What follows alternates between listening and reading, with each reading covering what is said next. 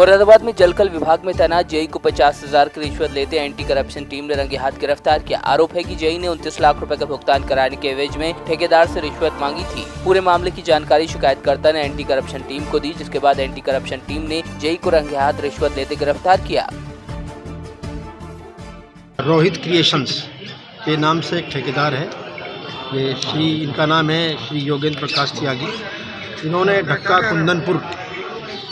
कुंदनपुर में कुछ मकानों का कंस्ट्रक्शन कराया था, जिसमें इनको कुछ मटेरियल का पैसा तो मिला था, लेकिन 29 लाख रुपए के करीब इनका जो है अभी पेमेंट ये मजदूरों का और मटेरियल का होना था, जिसमें इनसे 50,000 रुपये की मांग जेई श्री अश्विनी कुमार द्वारा की जा रही थी। इन्होंने हमारे मुरादाबाद ऑफिस में रिपोर्ट किया, उस पर हमने जो है अपनी प्रिलिमिनरी इंक्वायरी कराई और उसके जांच के आधार पर पाया गया कि ऐसा कुछ हो रहा है और इनके द्वारा रिश्वत मांगी जा रही है। बिना रिश्वत के कोई काम नहीं करते।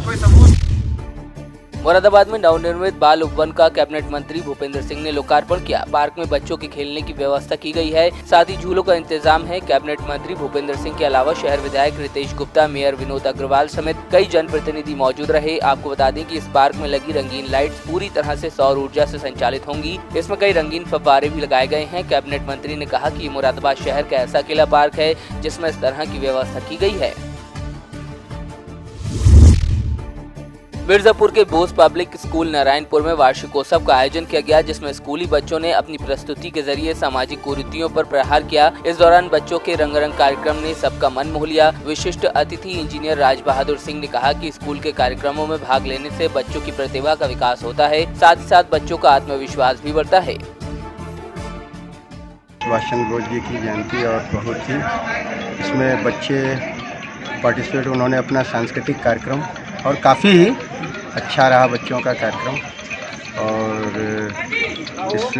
इतना सुंदर कार्यक्रम, इसके पीछे टीचर्स अपनी पूरी टीम का काफ़ी अच्छा सहयोग रहा और पिछले 5-6 घंटे लगातार कार्यक्रम के माध्यम से क्या मैसेज देना चाहेंगे? कार्यक्रम के माध्यम से यह हम मैसेज देना चाहते हैं सभी को कि सुभाष चंद्र बोस अपने जो भी महापुरुष हैं, जिन्होंने जिनके माध्यम से हम सबको आज़ादी मिली, एक अच्छा समाज मिला है।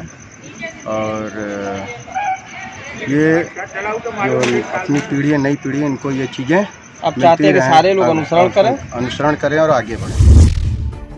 चंदौली से हैरान करने वाला मामला सामने आया, जहां एआरटीओ सईद राजा ने हाईवे किनारे खड़े दर्जनों ट्रकों के टायर में सूजा घुसाकर उनकी हवा निकाल दी। आरटीओ की इस कार्रवाई से ट्रक चालकों में हड़कंप मच गया। सवाल यह है कि एआरटीओ ट्रकों का चालान कर राजस्व वसूल सकते थे, लेकिन उनके ऐसा नहीं करने से राजस्व को नुकसान हुआ है।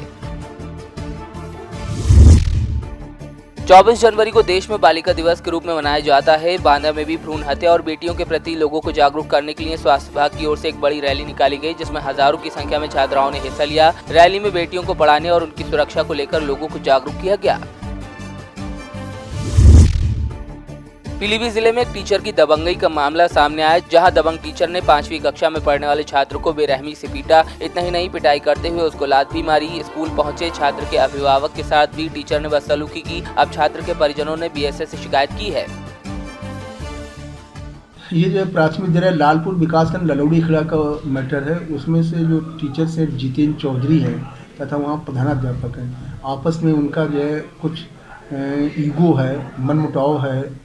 और जो है उसके कारण से कल हमारे पास ये संज्ञान आया था कि वो वीडियो जो है एक बच्चे सफाई कर रहे हैं और वो ये भी जो है खंड शिक्षा अधिकारी ललौड़ी खड़ा ने अवगत कराया कि वो संबंधित जो टीचर है खुद जो है बच्चों से सफाई करवा रहा है और उसमें से वीडियो बनाया है। आज जो है बच्चे के गार्जियंस हमारे पास आए थे कि जो है हमारे बच्चे को पिटाई की है। इस संपूर्ण प्रकरण की हमने जांच जो है खंड शिक्षा अधिकारी बीसलपुर को दे दिया है और जैसे ही हमने तत्काल कहा है कि कल 1-2 दिन में हमें जांच करके अवगत कराए और जैसी जांच आएगी हम उसकी तरफ संबंधित दोषी अध्यापक के विरुद्ध सख्त कार्रवाई करेंगे। जौनपुर के एक स्कूल में टीचर पर छात्राओं के साथ छेड़खानी का आरोप लगा है। गुस्साए अभिभावकों ने स्कूल पहुंचकर आरोपी शिक्षक को घेर लिया। अभिभावकों की तहरीर पर पुलिस ने टीचर के खिलाफ मुकदमा दर्ज कर उसे गिरफ्तार कर लिया। तब जाकर उनका गुस्सा शांत हुआ। वहीं खंड शिक्षा अधिकारी की आज्ञा पर बीएसए ने फौरी तौर से आरोपी शिक्षक को सस्पेंड कर दिया है। एक सूचना प्राप्त हुई, एक प्राइमरी विद्यालय के सहायक अध्यापक ने छोटी बच्चियों से छेड़छाड़ की। उनके पिता थाने पर आए, उन्होंने तहरीर दी। तहरीर के आधार पर अभियोग पंजीकृत कर लिया गया है। सहायक शिक्षक को कस्टडी में ले लिया गया है। साक्ष्य संकलन की कार्रवाई की जा रही है। साक्ष्य संकलन के आधार पर विधिक कार्रवाई की जाएगी। इसकी रिपोर्ट शिक्षा विभाग को भी भेजी जाएगी। उमरिया में गणतंत्र दिवस परेड की रिहर्सल की गई। जिले के कलेक्टर और एसपी ने परेड की सलामी ली। साथ ही गणतंत्र दिवस कार्यक्रम की तैयारियों का जायजा लिया। आपको बता दें कि जिले में ध्वजारोहण के लिए कलेक्टर स्वरोचित सोमवंशी को मुख्य अतिथि बनाया गया है। लेकिन खास बात ये रही कि अंतिम रिहर्सल के मौके पर खुद कलेक्टर स्वरोचित सोमवंशी पहुंचे। रिहर्सल के दौरान उन्होंने झंडारोहण तो नहीं किया, लेकिन परेड की सलामी लेकर व्यवस्थाओं का निरीक्षण किया। सोलापुर में गन्ना किसानों की एफआरपी बिल रोकने के कारण स्वाभिमानी किसान संगठन की ओर से शुगर प्रादेशिक सह संचालक कार्यालय पर धरना प्रदर्शन किया गया। किसानों का कहना है कि सोलापुर में 30 से ज्यादा चीनी मिलें हैं, लेकिन कई चीनी मिलों ने पिछले साल का भुगतान उन्हें नहीं किया है। चीनी मिलों पर किसानों का तकरीबन 35 करोड़ रुपए बकाया है। अगर भुगतान नहीं हुआ तो व्यापक आंदोलन किया जाएगा। महाराष्ट्र में वंचित बहुजन अघाड़ी के आह्वान पर नागरिकता संशोधन कानून के खिलाफ एक दिवसीय बंद का ऐलान किया गया था, जिसका व्यापक असर सोलापुर जिले में भी देखने को मिला। यहां बड़े पैमाने पर व्यापारियों ने अपने प्रतिष्ठान बंद रखे। वहीं वंचित बहुजन अघाड़ी की स्थानीय इकाई की अगुवाई में विरोध मार्च निकालकर जिलाधिकारी कार्यालय पर प्रदर्शन किया गया। के 26 जिलों में वंचित बहुजन अघाड़ी और यहाँ के सामाजिक संगठन है, वो संगठनों ने वंचित बहुजन अघाड़ी को सपोर्ट किया है। कहाँ कांग्रेस, राष्ट्रवादी, एमआईएम और कुछ पार्टी के भी जो आरपीआई के जो अलग अलग गुट है, वो गुट ने भी वंचित बहुजन अघाड़ी के संस्थापक श्रद्धेय बाला साहब आम्बेडकर ने जो बंद का ऐलान किया है उसको सपोर्ट कर रहे हैं। और जो सोलापुर का बंद 100% कामयाब हुआ है और महाराष्ट्र में भी सब जगह कामयाब भी देखने को मिल रहे हैं। और सोलापुर शहर के अंदर जो मोर्चे के माध्यम से हमने माननीय जिला अधिकारी को निवेदन दिया है, वो निवेदन के माध्यम से एक कायदा ख़त्म करके यहाँ के और देश के मुसलमान और हिंदू भाइयों को एक कायदा ख़त्म होने के बाद एक ताकत मिलेगी।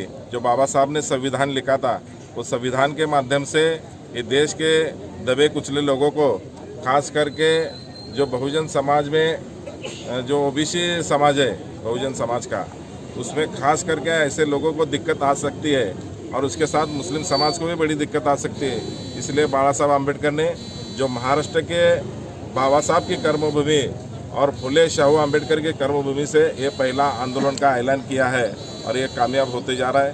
ये कायदा जब तक ख़त्म नहीं होता तब तक वंचित बहुजन अघाड़ी का आंदोलन जारी रहेगा।